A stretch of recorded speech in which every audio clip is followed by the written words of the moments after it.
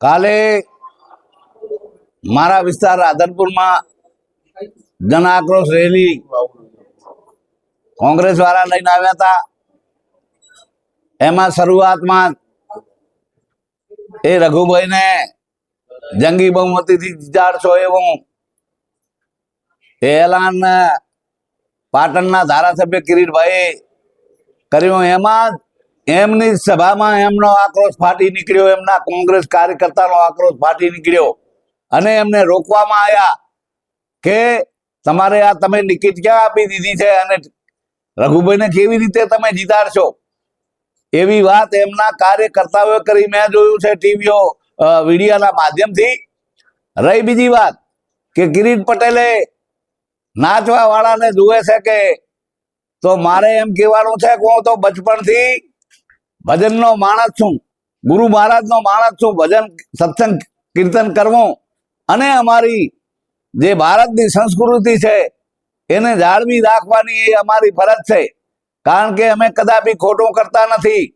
Mister Kiritbhai, તમે શું કરો છો એ તમારા આત્માને પૂછજો, કારણ કે મને ખ્યાલ છે કે તમે શું કરો છો એ દારૂ પીને જેમ ફાવે બોલવું, પડ્યું રહેવું અને ન ખાવાનું ખાવાનું ભલા માણા। એ પટેલ છો તમે તો આ શોભે નહીં। જ્યારે હું ક્ષત્રિય છું પણ મારે મારી સંસ્કૃતિને મા ભૌમની રક્ષા કરવાની કઈ રીતે અને ભારતનો વારસો સંસ્કૃતિ મા ભૌમની એ રક્ષા કરવાનું મારું કામ છે। અમે કદાપી કોઈ રીતે આ ખોટું કરવા માંગતા નથી।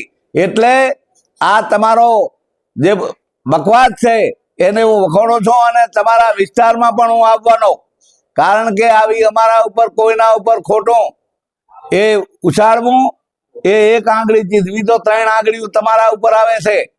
એટલે આ બિલકુલ તમે કર્યું, તમારે મુબારક। પણ અમે તો મા ભૌમની મા ભારતીની રક્ષા કરવા વાળા માણસ છીએ, લોકોની સેવા કરવા વાળા માણસ છીએ। મારા વિસ્તારમાં અનેક વિસ્તારના કામો કર્યા છે, ગણ્યા ના ગણા એવા। હું ટૂંક સમયમાં એની બુક પાડવાનો છું અને એ બુક તમારે પહોંચાડવાનો છે। જોઈ લેજો કે આ નાચવા વાળા છે કે કામ કરવા વાળા છે એવા મેં, કારણ કે ખૂબ જ વિકાસના કામો કર્યા છે અને ભજન સત્સંગ તો એ મારી સંસ્કૃતિમાં મારે બચપણથી જ મારા વારસામાં આવેલું છે। એટલે મિસ્ટર કિરીટભાઈ પટેલ, આ હું બંધ કરીને જે કરતા હોય કરો અને રઘુભાઈને તમે ટિકિટ આલીને જીતાડવાની વાત કરો એ ખૂબ સારી વાત